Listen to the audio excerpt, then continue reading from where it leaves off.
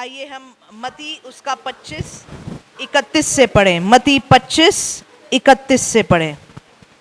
जब मनुष्य का पुत्र अपनी महिमा में आएगा और सब स्वर्गदूत उसके साथ आएंगे, तो वो अपनी महिमा के सिंहासन पर विराजमान होगा और सब जातियां उसके सामने इकट्ठा की जाएंगी। और जैसे चरवाहा भेड़ों को बकरियों से अलग कर देता है, वैसे ही वे उन्हें एक दूसरे से अलग कर देगा। वे भेड़ों को अपनी दाहिनी ओर और बकरियों को बाईं ओर खड़ा करेगा। तब राजा अपनी दाईं ओर वालों से कहेगा, हे मेरे पिता के धन्य लोग, आओ उस राज्य के अधिकारी हो जाओ जो जगत के आदि से तुम्हारे लिए तैयार किया गया है। क्योंकि मैं भूखा था और तुमने मुझे खाने को दिया, मैं प्यासा था और तुमने मुझे पानी पिलाया, मैं परदेसी था और तुमने मुझे अपने घर में ठहराया, मैं नंगा था और तुमने मुझे कपड़े पहनाए, मैं बीमार था और तुमने मेरी सुधि ली, मैं बंदीगृह में था और तुम मुझसे मिलने आए। ऐसा परमेश्वर यीशु मसीह कह रहे हैं। तब धर्मी उसको उत्तर देंगे, हे प्रभु, हमने कब तुझे भूखा देखा और खिलाया, या प्यासा देखा और पानी पिलाया? हमने कब तुझे परदेसी देखा और अपने घर में ठहराया, या नंगा देखा और कपड़े पहनाए? हमने कब तुझे बीमार या बंदीगृह में देखा और तुझे मिलने आए? तब राजा उन्हें उत्तर देगा, मैं तुमसे सच कहता हूँ कि तुमने जो मेरे इन छोटों से छोटे भाइयों में से किसी के एक के साथ किया, वो मेरे ही साथ किया। अगर हम इस वचन को देखेंगे, इसको अगर हम 45 एक बार पढ़ेंगे, इसका उल्टा फिर यहाँ पे ऐसा लिखा है, या 41 से कंटिन्यू करेंगे। तब वह बाईं ओर वालों से कहेगा, हे शापित लोगों, मेरे सामने से उस अनंत आग में चले जाओ जो शैतान और उसके दूतों के लिए तैयार की गई है। क्योंकि मैं भूखा था और तुमने मुझे खाने को नहीं दिया, मैं प्यासा था और तुमने मुझे पानी नहीं पिलाया, मैं परदेसी था और तुमने मुझसे अपने घर में नहीं ठहराया, मैं नंगा था और तूने मुझे कपड़े नहीं पहनाए, मैं बीमार और बंदीगृह में था और तुमने मेरी सुधि न ली। तब वे उत्तर देंगे, हे प्रभु, हमने तुझे कब भूखा या प्यासा या परदेसी या नंगा या बीमार या बंदीगृह में देखा और तेरी सेवा टहल न की? तब वे उन्हें उत्तर देगा, मैं तुमसे सच कहता हूँ कि तुमने जो इन छोटे से छोटों में से किसी एक के साथ नहीं किया, वो मेरे साथ भी नहीं किया। अगर आप ये दोनों दृष्टांत में देखेंगे, ऐसा लिखा है कि तुमने इन छोटे से छोटों के साथ जो किया, वो तुमने मेरे साथ किया, या इन छोटे में से छोटों के साथ जो तुमने नहीं किया, वो तुमने मेरे साथ नहीं किया। यहाँ पे ये जो उदाहरण है, ये छोटों के साथ ये हो सकता है कि जो शायद जिसके पास इतना पावर, इतना इन्फ्लुएंस नहीं है। छोटे यहाँ पे वो हो सकते हैं शायद जो विश्वास में नए हैं, इस वजह से उनको परमेश्वर की बातें नहीं पता। छोटे वो हो सकते हैं जिनके पास शायद उतना पैसा नहीं है, उतना कुछ करने को बल नहीं है। छोटे वो हो सकते हैं जो शायद उम्र में छोटे हैं और इसलिए इतना बल नहीं रखते जैसा कोई बड़ा रखता हो। ये वचन कहता है, हम छोटे से छोटों के साथ कैसे उनके साथ कैसे डील करते हैं, या उनके साथ हम क्या करते हैं, उसके बेसिस पे परमेश्वर कहता है कि हमारा न्याय होगा। वो दिखाता है हम एक्चुअली कौन हैं। बड़े लोगों के साथ हर कोई बहुत अच्छे से पेश आता है, पैसे वालों के साथ हर कोई बड़े अच्छे से पेश आता है, पावर जिसके पास है उनके साथ हर कोई बड़े अच्छे से पेश आता है। मगर हम छोटों के साथ क्या करते हैं? जिनके पास कुछ नहीं है, हम उनके साथ क्या करते हैं? आज मैं एक उदाहरण देना चाहूँगी। मैं यहाँ पे जो सबसे छोटे बच्चे हमारे जो वॉलेंटियर्स हैं, जो सेवकाई करते हैं, मैं उनको एक बार बुलाना चाहूँगी। दो तो मुझे पता है, फ्रांसिस और फर्नांडिस, आ जाओ।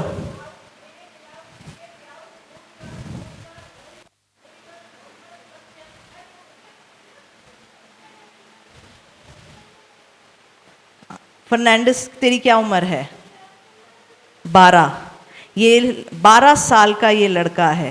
फ्रांसिस, इधर आ जाओ, इधर आ जाओ, सबके सामने आ जाओ। फ्रांसिस, तेरी क्या उम्र है? हाँ, 13 साल। ये छोटे बच्चे हैं जो हमारी सेवकाई में सेवा करते हैं। और भी इनके साथ 13, उसके बाद 14 कौन है जो सेवकाई करता है? 14 है कोई? I think 11। अर्सला, आ जाओ।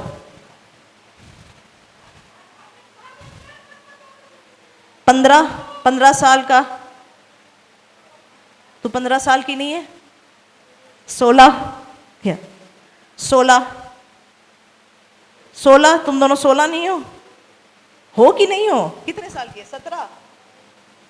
हाँ, 18। कितने साल की है डेबोरा? बता। हाँ, 18 साल। चलो, तो 17 भी नहीं है, 18, तो ये एडल्ट में आ जाते हैं थोड़े से। आ जाओ, तुम दोनों भी आ जाओ। ये हमारे अभी एडल्ट हुए नहीं हो, मेरी नज़रों में 18 के हैं ये। इनसे छोटा तो कोई नहीं है जो हमारे टीम में है? इस तरफ आ जा लाइन से, जैसे जैसे उम्र बढ़ रही है। हमारे चर्च में अगर हम छोटे बोले और जो सेवा कर रहे हैं, ये है 11, 12, 13 और 2, 18। जब हम सेवा करते हैं ना, हम एक तरीके से ये लोग अपने माँ बाप से हटकर अपने पांव इन्होंने परमेश्वर के काम में रखे हैं। जहाँ शायद एक बच्चा क्या होता है, हमेशा अपने माँ के या बाप के पकड़े रहता है। किसी ने कुछ बोल दिया तो माता पिता को पकड़ लेंगे। मगर जब ये एक पाँव रखते हैं सेवा करने के लिए, सेवा ही क्या है? अपना एक तरीके से सिर झुकाना। और इतनी छोटी उम्र में इन बच्चों ने चुन लिया कि अपने सिर झुकाने को तैयार हैं, सेवा करने को तैयार हैं। तो जैसे ये वचन कहता है, जैसा तुम छोटे से छोटों के साथ करते हो, खासकर परमेश्वर के घर में ये जो सेवा कर रहे हैं, तुम मेरे साथ करते हो। कई बार जिसके साथ पास पावर है, जो आपको क्या बोलते हैं, जो डांट सकता है, जो शायद जिसके पास पैसा है, जिसके पास बल है, शायद उसको हम कुछ नहीं बोल सकते। हमारे वॉलंटियर्स में सबसे बुजुर्ग कौन है? बड़ा कौन है? मेरे को बुजुर्ग नहीं चाहिए, बड़ा चाहिए। बताओ कौन है? आ जाइए राजू भाई।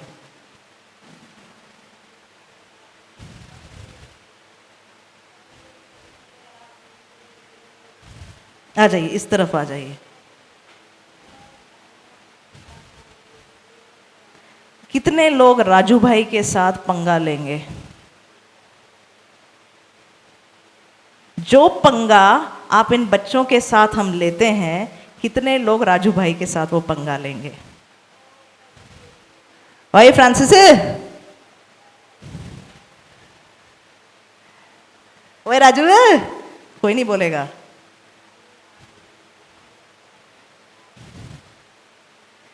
मगर वचन कहता है, जो हम सबसे छोटों के साथ करते हैं, वो हम परमेश्वर के साथ कर रहे हैं। थैंक यू सब लोग। आज हम पूछें, परमेश्वर, अगर मेरे दिल में या मेरे व्यवहार में कहीं मैं ये गलती कर रहा हूं, आप जानते हैं परमेश्वर, कि मैं सबसे छोटे के साथ भी क्या करता हूँ, आप जानते हैं। कल रात को एक सपना देखा मैंने, वहाँ पे ये वर्ड मिला मुझे, बुलिंग। अंग्रेजी में इसको बुलिंग बोलते हैं। ये स्कूल और कॉलेजेस में होता है, बुली करते हैं।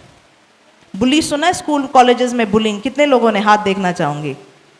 अरे बड़े हाथ, ऐसे घबरा क्यों रहे हो? आपने करी क्या बुलिंग? होता है ना बुलिंग। इसका मैं हिंदी ढूंढ रही थी।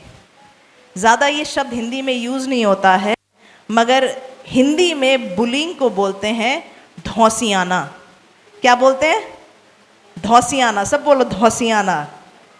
धौसियाना मतलब धौंस दिखाना। धौंस दिखाना क्या होता है? रैगिंग करते हैं कॉलेजेस में। जो सीनियर होते हैं वो जूनियर की रैगिंग करते हैं, उनसे पनिशमेंट करवाते हैं, उनसे उठक बैठक कराते हैं, उनसे कपड़े धुलवाते हैं, उनसे कान पकड़वाते हैं, बहुत कुछ करवाते हैं कि तुमको अगर स्कूल या कॉलेज में पढ़ना है तो जैसा मैं कहता हूँ हमारे नीचे रहना पड़ेगा, तभी तुम्हें पढ़ने देंगे। और बड़े कॉलेजेस में तो ये बहुत ही ज़्यादा होता है। कई बार रैगिंग इतनी ज़्यादा हो जाती है कि लोग सुइसाइड कर देते हैं।